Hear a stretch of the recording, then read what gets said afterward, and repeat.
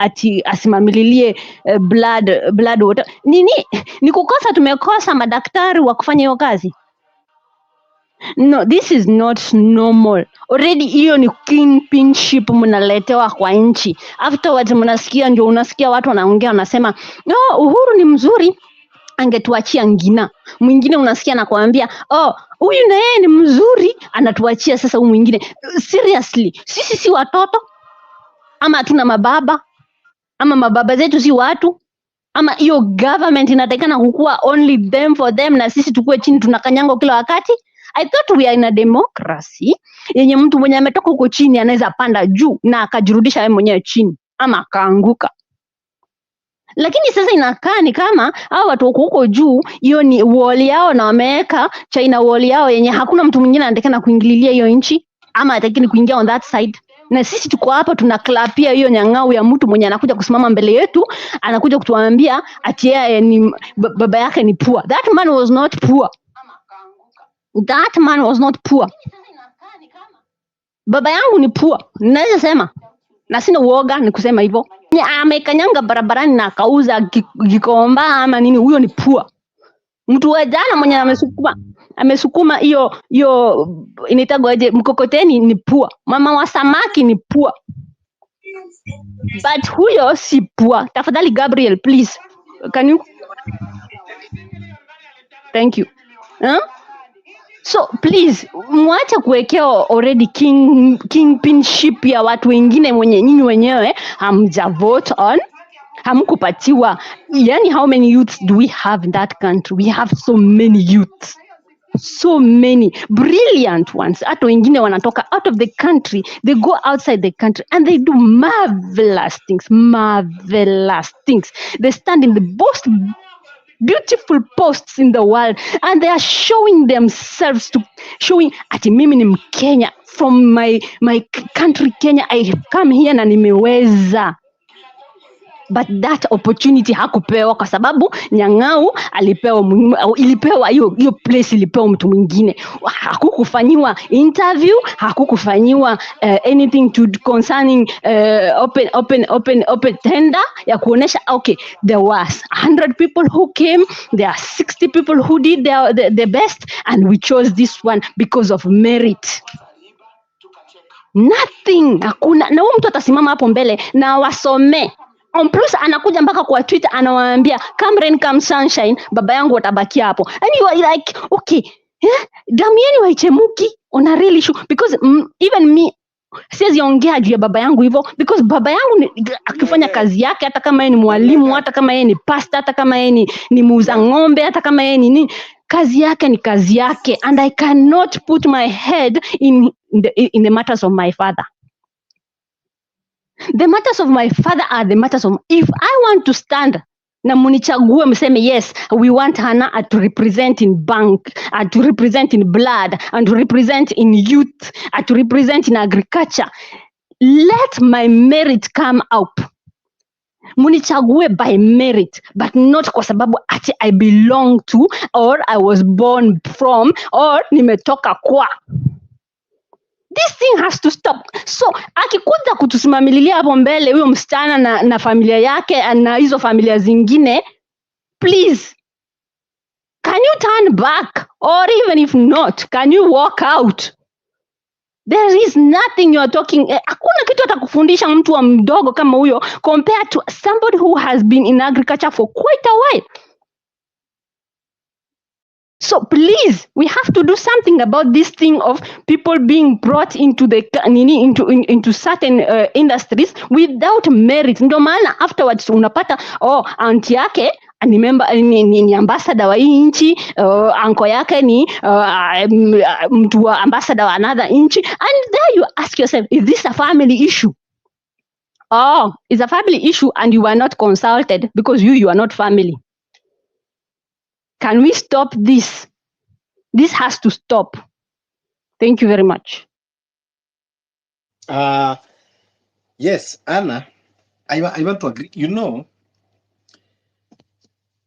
these are the things now that we need to be discussing and putting into action.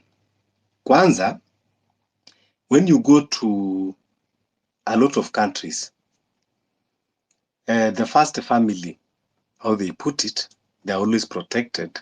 Na uwezi waona na kierere wakitembea because huwa inajulikana kwamba ni national security.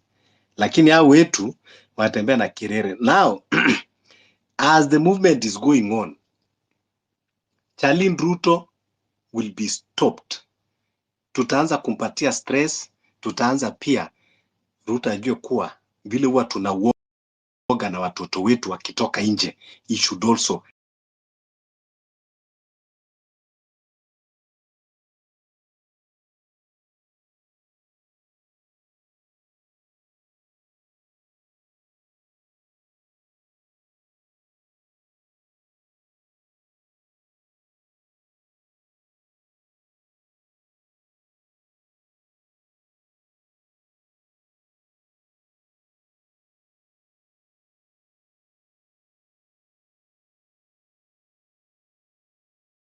people should be shouting at her to continue or no. But Charlene Ruto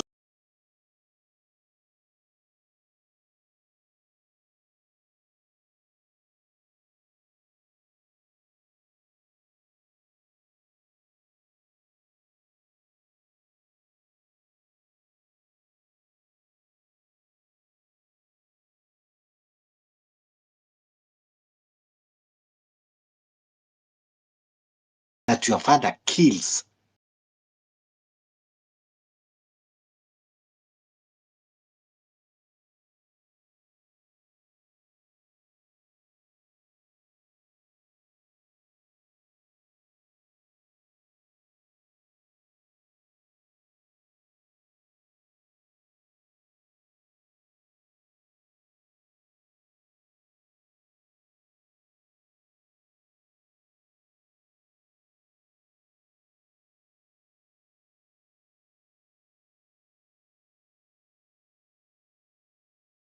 taking those insults. We should not be taking those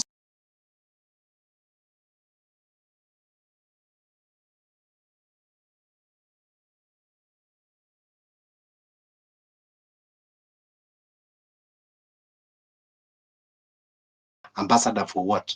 Apeleke damu yake.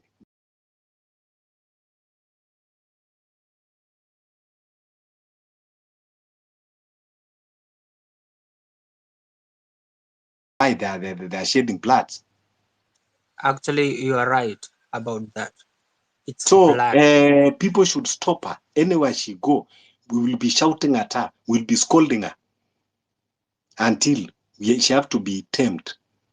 Hajachaguliwa na mtu, and we have a right of expression. So when I say like this is not excitement, we will have a right to express that, hey, your father is killing us. Hey, your father is selling the country. Hey, go and talk to your father.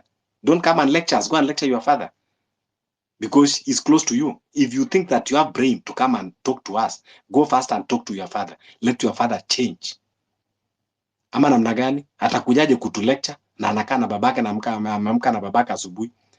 Let us start first by educating our father about good governance, accountability, transparency, and humanity before coming to lectures about agriculture. Let her go lecture our father about us, the sovereignty of our seeds. That is what she should be doing.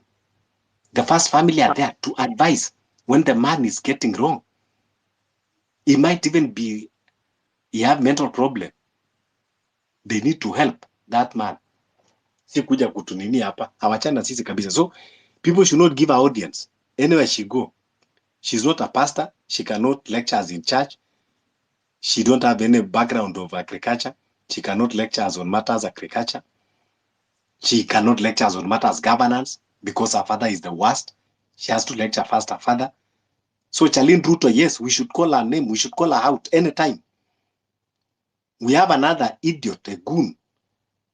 Anaitwa Ruto.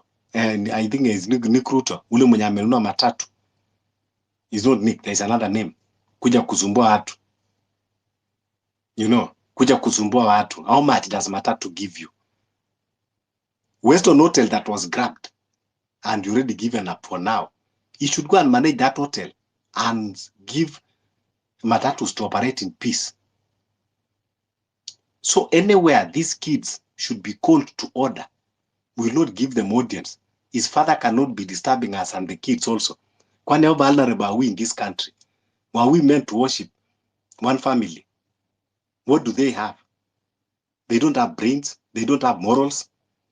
They don't have manners. They don't have humanity. They don't have heart. They are heartless. What do we learn from them? We should keep this rage. We should not be colonized by one family. Ruto cannot totalize this country.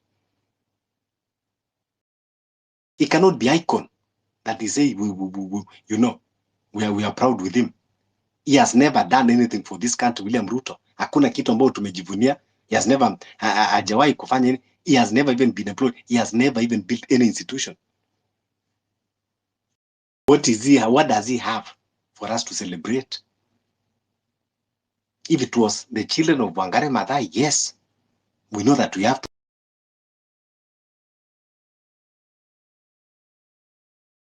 Yes, at least his father participated in the struggle of this country. The reason why we have also, all this while we have been at least supporting Raila Odinga.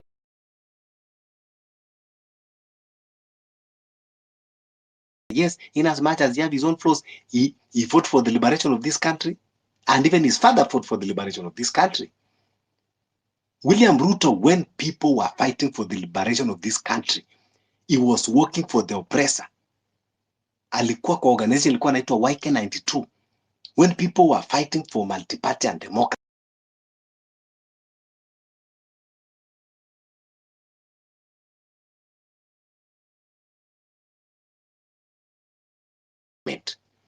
William Ruto was assistant minister of environment fighting Wangari Maathai. But today atasimama kwa podium. William Ruto amekuwa yeye always on the bad side of the history of oppressing us. And ironically, even now that he's in power, he's still on the wrong side again of oppressing us. Yani Ruto amefanya kama sisi wa Kenya, we have a personal grudge with him. He oppressed us when he was with the oppressor. And now even that we have trusted him, tukamwambia, okay, chukua basi, maybe you'll treat us better. He's still oppressing us. When we talk, people are saying that we are radicalists or that we are anarchists. Anarchist how? When we are talk of anarchy, what is anarchy? It is the lack of the rule of law, and William Ruto is practicing that perfectly. You cannot exonerate Ruto with anarchists. Ruto is anarchist number one. When you talk of anarchy, it is not us fabricating anarchy. It is Ruto. And when you are ruling without constitution, when you are defying every chapter of the constitution, you are anarchist. And that is what he is. When you kill people on the streets, you are anarchist. There is no law that allows you to kill people. When you kidnap people, when you abduct people on the streets, you are anarchist because you are ruling without law. So if he's choosing anarchy and he's a president, who are we not to support him? We will support our president. We will go the anarchy way until we all now get the right and turn back to the rule of law. So that's what tunasema, ukikuja in anarchy way, we deal you in anarchy way. William Ruto cannot respect the law. He will use any means to remain into power. That is why we cannot trust him for 2027 to go election with him. We are ready to go for election, but election without William Ruto. And that is why we have to put pressure by 2027. He step aside. He's not the only Kenyan that can be president. We have 55 million Kenyans who can make good presidents. So why must he force himself? So ile kitu iko, as the movement, we are going to make a stand that William Ruto in any way should step. And if wars come to us, we are boycotting, completely boycott election 2027 until the contract that we made with him in September 2027 expires. Then now we call for fresh election without William Ruto. That one is very possible. When we are We make sure that IBC can never put ground anywhere.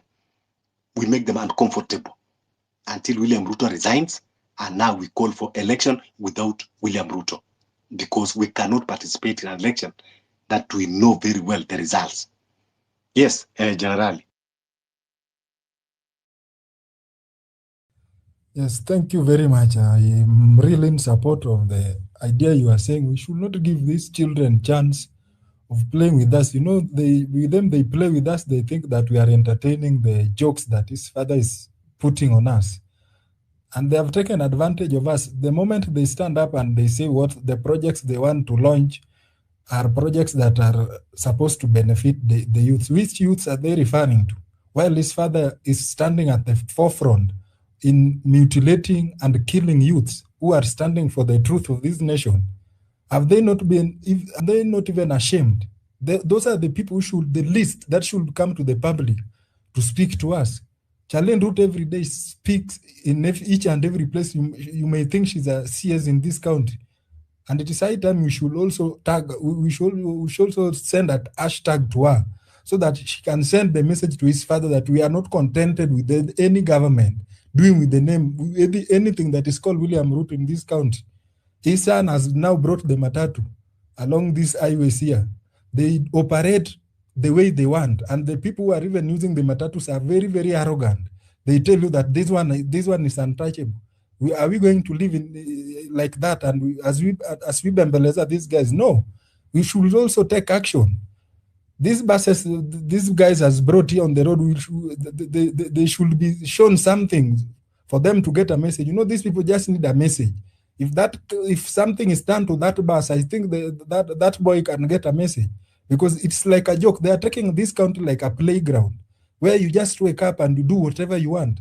The Matatu guys have been complaining. With them, they feel harassment. Every stage they reach, the policemen ask a bribe for them. But these people, they even drive on the wrong side of the road because they are untouchable, because the vehicle belongs to the son of the president. Those are the things we cannot allow. They cannot take this country as if it is their playground. If they want a playground, they have a very big compound at Sugoi. Let them go and play there. Let them go and do their rhetorics there. With us, we are not concerned. Even people of Mombasa are so lenient. They should go to that bee farm and release all the bees. They should release all the bees from the beehives, because those are jokes. Who is benefiting from those beehives? If it is not, and the money that was used to raise those businesses are money that have been stolen from innocent Kenyans. Then someone comes to tell you that she's running a bee farm in almost 200-acre land in Mombasa. And these are the people that want to come and we give them a smiling mouth. No, let's start even by putting the hashtags against this one Charlene Ruto and the brother, and we give them ultimatum to remove those buses from the road. Those buses should be carrying people from the free. Did we be so irrational and radical? These buses, we could be boarding them and refusing to pay, because that's like a taxpayer's money. That's like a hustler fund. That's like a hustler fund that has been brought to the people. And they're taking advantage. They just take advantage. They think that with us, we are fools. Their father is riding over us. And also then they have taken a chance to ride over us. So we cannot allow them. Let's put an hashtag to this one. Kwanza mwenye akona kiere kwanza is this daughter. We should do an hashtag, a very strong hashtag, that we don't want to see her addressing any youth. He can address the youths that comes from his family at Sugoi home, not in Nairobi with useless things, thinking that we are being entertained by his father's government. No, these are total jokes, and it's high time we tell them that enough is enough. If they want to bring something to help the youth, let them start by helping the youth that their father killed. Let them take the beehives to the people who died in the demonstration, but not coming to us that they want to support us. How can you support us today? Then tomorrow in the morning, if you go out to ask for our rights, you kill us like dogs. Then she even have the audacity to tell us that she is standing for the weak youths. These guys are joking with us. They are doing everything the way they want in this country because they think they have the monopoly. And we will not give them a chance. These are people we should not even give a chance. Even his father should not be given a chance, leave alone the children. And he should tame his children. These are not the first children we have seen that are coming from the first family. We had Obama, who was leading the United States of America, the superpower, the most feared nation in the world. She had 2 daughters. We never.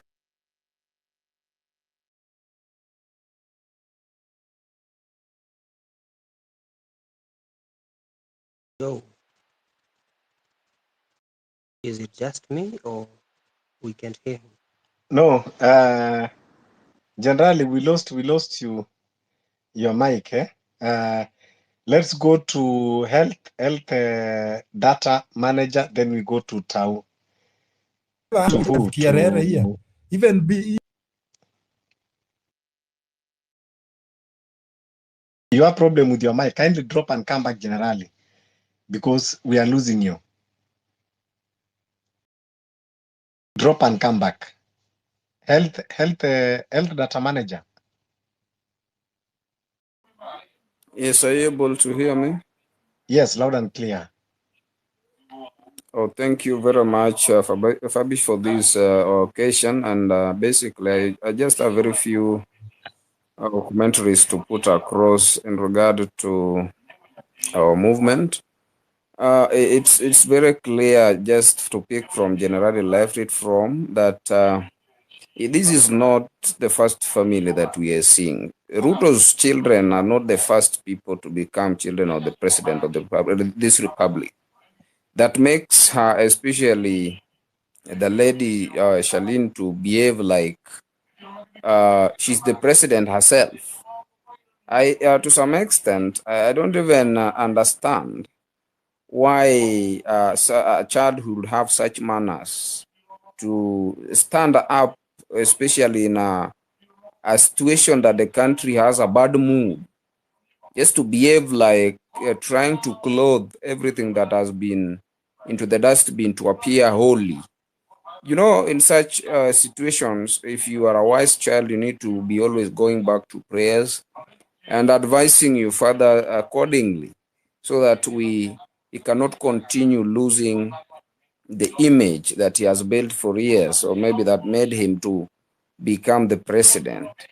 But no matter how things appears worst, she also make it to become more and more worst. And so the father and the daughter combined is like a demagogue. It looks like now we are in a suicide or maybe scenario to all Kenyan youths. But these are the same people claiming that they're standing out there for the youth, and even going ahead to speak on behalf of youth in every international forums and forums that are here within the country. So we must really wake up as youths, and I would say this to all youths, that we have been used for quite long by these selfish politicians. Or quite a number of times they believed that we are that group of people who are only given 50 shillings, some handouts, and then we yell around them when they come to Mashinani and all that during the political periods.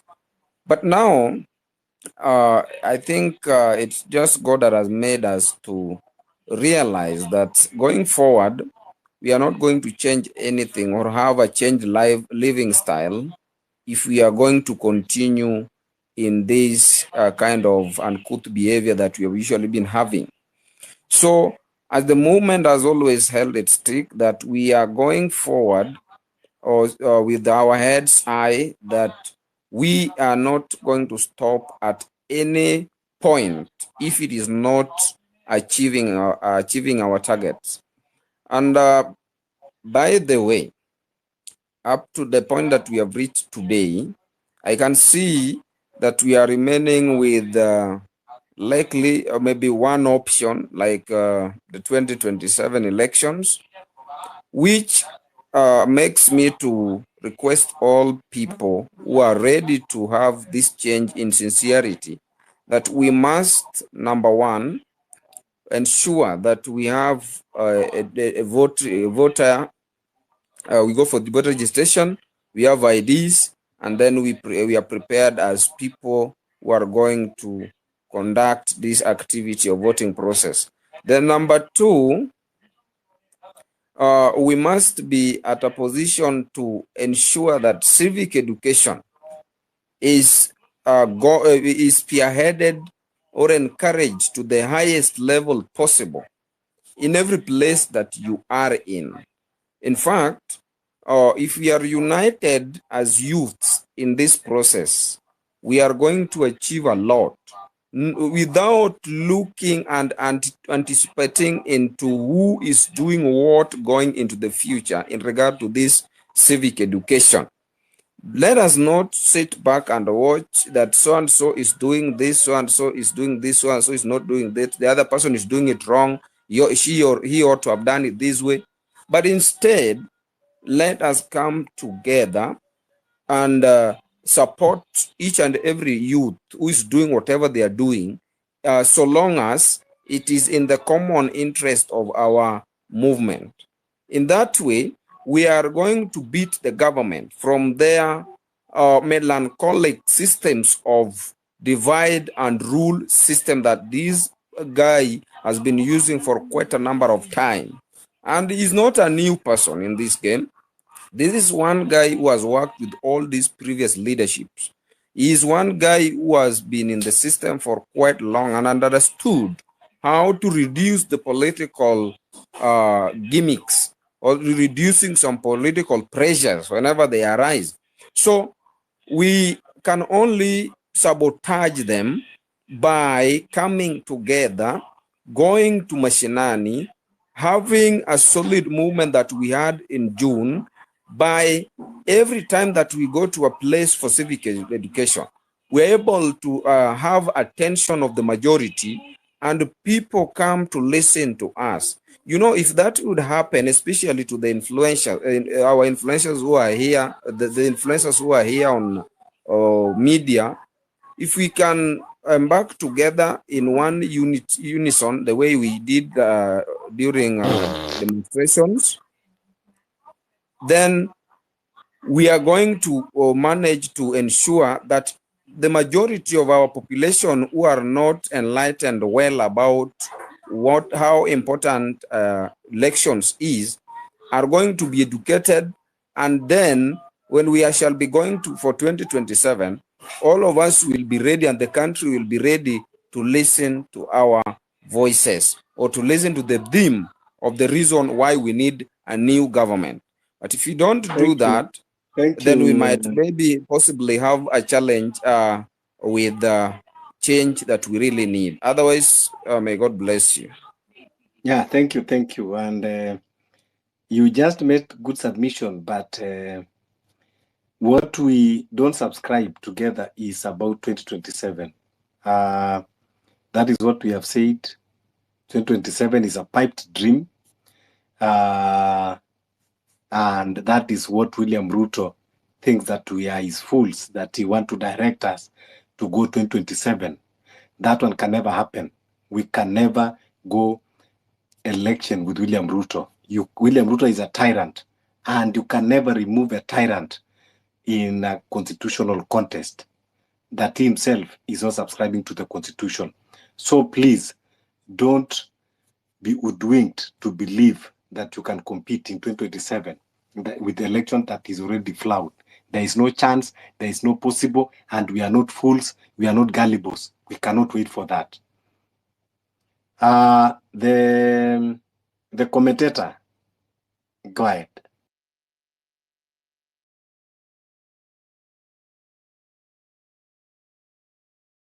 The commentator.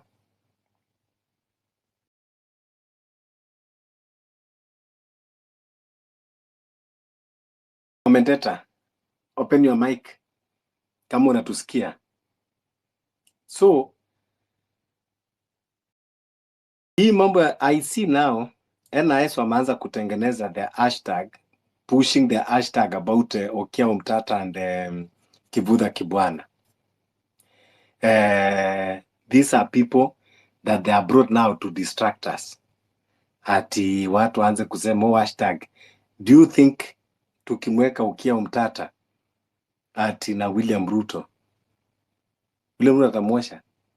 William Ruto ashaiba kura tayari. These people Okiya Mtata, I believe in a constitutional cause. Okiya Mtata is good in a working democracy, not in a tyrant with someone like William Ruto. So people should not buy. How when you push hashtag ya Okiya Mtata and Kivuta Kibwana, those are NIS agents that they are there to divert, to bring distractions, so that you start rallying behind. Now mwanze kusema Okiya Mtata, he can beg me. Don't buy those kind of bullshit. We will select the candidates that we think they are fit when you are already done with this rogue regime. One thing at a time. What Fabish, we need now is movement, not a political party. Fabish, Yes. how is it possible? Because we have snitches all over around. And I'm like, I kind of just see people. How, for example, will you come up on the speakers panel and not open up your mic? Is there something fishy? So until and unless that is clear to us, we cannot have snitches that are actually openly subscribing to the government, because we need to vet. Maybe there has to be some way of bringing up people who have same reasoning and resonate with us. No. So For now, even that should be list of our worries. If you want to come, after all, you'll even be making, you will be building our base. No problem. But I believe most of the speakers that come here, they are supporting the cause. The commentator is having I think, issue with network. But that one should not be list of our worries. You want to come here, we will listen to you. You come with a different opinion, or you taking sides, we will call you out, we'll drop you, we'll go somewhere. So that one it should not be our worries, because we already know our path. We already choose our path. We know our direction. We are not confused. So nobody will come here and confuse us, because we already know where we want to achieve. And by God's grace, we will achieve it.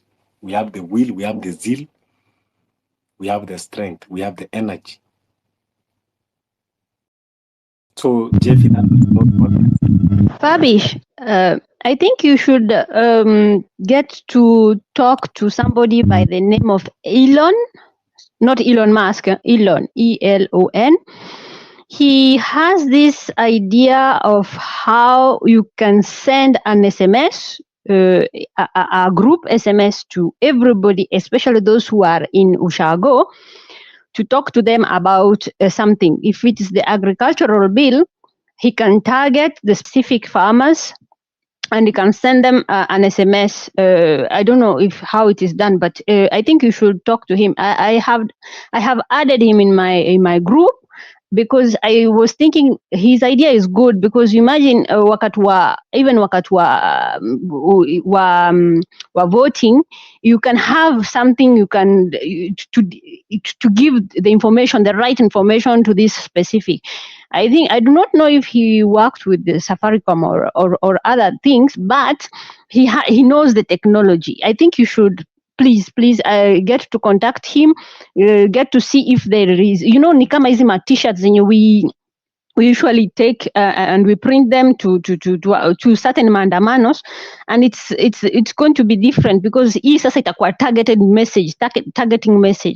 I think it's a good idea, but that one is according to you guys. Just put him in your contacts, try to talk to him and get the information that is needed. Thank you very much. Yeah. Thank you so much. Yeah, I think we will reach to him. Yeah, that bulk SMS, that one also can work. And then something that I want to address here. Unajua singine wa Kenya lazima tuende tu pole ndio tuelewane. Kwanza, I said kuwa NIS, they are pushing different agenda to distract. I'm not saying that anybody that you push that message, you are NIS. You can innocently push it as you receive it. That is one. Two, I don't have problem with Okia Omtata, and if in a fair contest, Okia Omtata remained to be my best candidate of a president. I want to put it clear. But what I'm saying here is 2027 is a sham election that we can never afford to participate. Whether we bring Okia Omtata, whether we bring Angel Gabriel, that one we cannot. So nataka tuelewane, si ati kwamba tukisema kwamba NIS wanapush Okia Omtata na Kivutha Kibwana ni kumaanisha kwamba we are condemning them. No, these are great Kenyans. We all agree. Kivutha Kibwana, when he was a governor, tuliona kazi yake. Okia Omtata, tumeona kazi yake. They are perfect leaders. They will make a perfect match. But what we are saying is, with this regime, tutakuwa tunajidanganya. So mahali Okia Omtata, if he can listen, pia yeye. And another thing that we are saying is, for now, let's try in as much as possible to disassociate ourselves with these personalities kwanza. Tumekuwa huko. Juzi tu hata tujepumzika. Watu walikuwa wanaruka huku. Oh, Morara is my candidate. Morara, watu, you know. Wacha kwanza, tupigane kwanza na huyu. Tukishamalizana na huyu, it is not even a must. Okia Omtata atachukua, nani atachukua, lakini tutakuwa tumeclear the swamp. So tusianze kupelekwa na euphoria. The problem with us Kenyans, and that is why we have been always getting right, is when we start being carried by euphoria. That is how tulivuruga Kibaki 2007. Tukakuja tukavurugana sisi wenyewe, mpaka tukakuja tukajipata mahali tuko. So kwa hivyo, ile kitu ningeomba Kenyans, hata even Okia Omtata should listen to us. If indeed, awache mambo ya tamaa. If indeed he want to be our president, of which we don't have problem with him, we will give him, but let him agree kwamba we have to do something fast to remove this rogue regime before we put him there. So he should not used to divide us. Yeah, Fabish, I get what you're saying, and I think in terms of a priority, we are getting it wrong. For example, huwezi tuletea Omtata or Okia Omtata right now, because if you did that, we are talking about 2027. The nation is hurting. I don't know how many of us are patient enough to endure that suffering for that long to 2027. So for me, let us not at this moment. I know that Okia Omtata has, vocally and publicly stood with the people, engaged with the people. He stands with the people. But this is not the right time for us to project names and leaders. We have one cause, and that one cause is Ruto has to go. So we cannot talk about leaders right now, given the fact that 2027, we have around 3 years to come to. So tukifika hapo, let's talk about Okia Omtata when we get there. Not investigating or casting any aspersions about the person, but I think for the good of the movement, let's live here and now.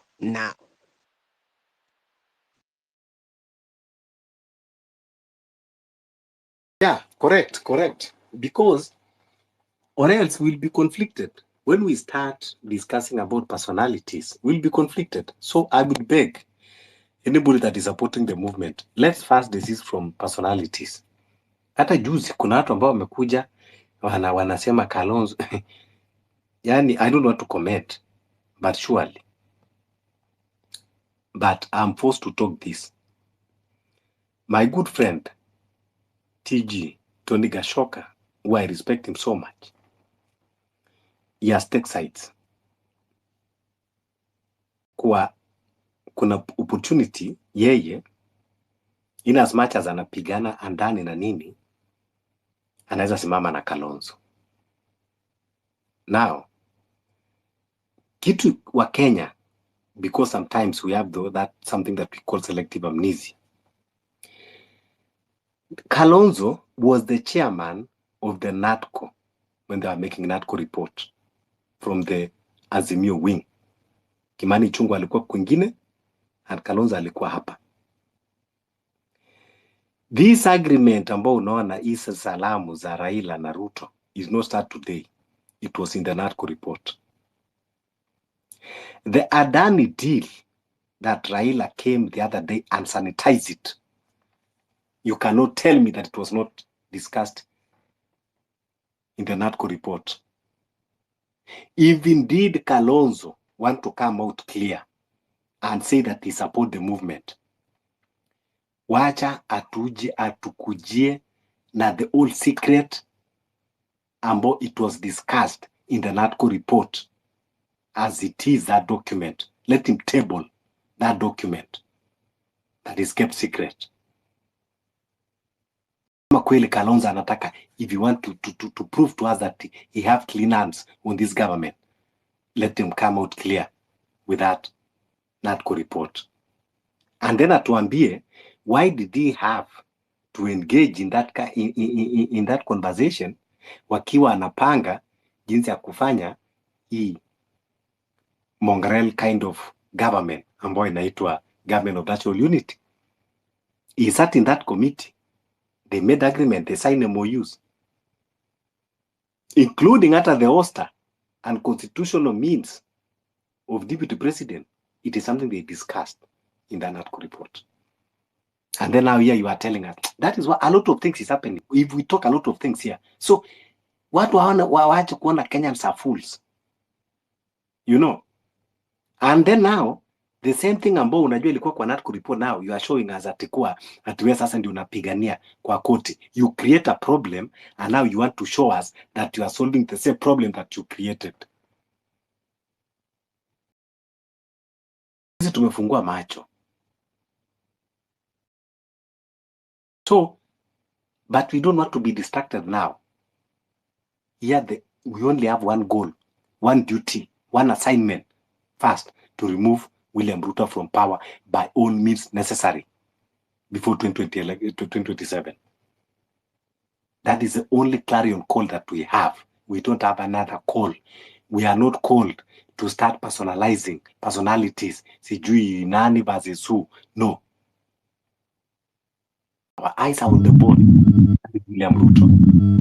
We use all means necessary kuhakikisha kwamba tumemdistract. We need to pile pressure on him. We will pile pressure by making sure that we use all means necessary. Watoto wake, we will pile pressure to William Ruto through watoto wake. And then tukiongea inasemekana, utasikia Wakenya wengine wakisema hapana, family haina tofauti na wao. People forget, if leo America give you a travel ban that you will not travel to their country, they will ban you and your family. Someone corrects me if I'm wrong. You're right. You're right. If they blacklist you, they'll blacklist you and your family. We have seen that in many occasions happening. Sasa sisi kama, kwa nini sasa sisi tukiblacklist William Ruto na his family, inasemekana kwamba labda tumefanya makosa ama tumeinsight? No, tunafanya zile vitu ambayo inafanyika. Let's continue. Request the mic. Continue sharing the space. Fabish, let's have discussion. If you indulge me for a moment before I drop, I think there's a lot that is happening in this nation that many people, either because of laxity or laziness, you just come up with a decision or conclusion without interrogating the matters that are being, so we were treated to a national charade, a drama, literally, how I would actually call it. How, for example, uh, we are glued to the TV, the television, for around 2 weeks about the impeachment of the president. You would go, okay, no one likes the deputy president. I wouldn't even support him. But I want to see a nation that is ruled by the rule of law and constitutionalism. We didn't see that in the National Assembly and the Senate. We didn't see that. And then, quote unquote, public participation. And the people were very clear, audibly clear. We want both of them to go. We don't want any of them to remain in office.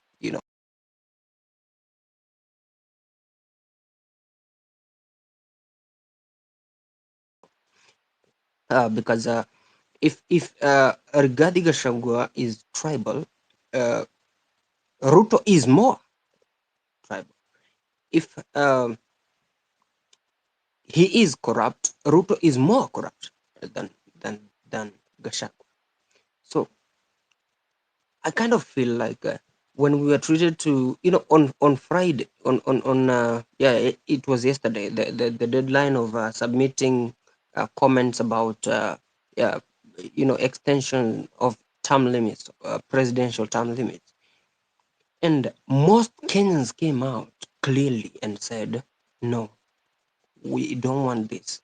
We don't want this extension of term limit from 5 to 7 until website yao ikakuwa, like there was a lot of traffic on that website. So mimi nashindwa, tutabeba ujinga mpaka lini? When will we ever wake up? Because at the end of the day,